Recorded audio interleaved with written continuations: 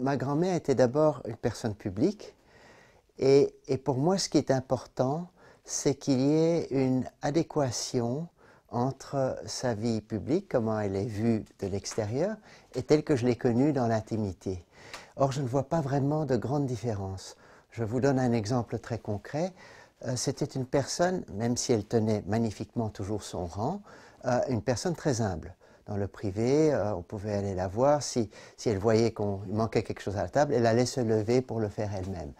Un jour, j'ai eu la chance, je crois dans les années 70, si je ne me trompe pas, il y avait une messe à Saint-Gall en Suisse pour la béatification de mon grand-père, pour demander cette béatification.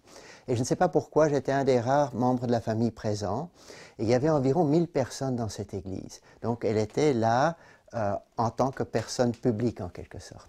Et à la fin de la messe, les gens ont commencé à se presser autour d'elle pour la toucher, pour la voir, etc. Et moi j'ai essayé de les tenir un peu à distance, de les écarter. Et à un moment donné, il y a une femme qui se précipite vers elle et qui se met à genoux et qui lui prend la main pour la baiser en disant « je veux baiser la main d'une sainte ». Et elle a retiré cette main, mais presque brutalement, en disant « pas moi, mon mari ». Et c'était tout à fait elle. Donc je ne me sens pas être en quelque sorte dépossédé de quelque chose pour autant qu'il y ait une adéquation entre sa vie privée et sa vie publique.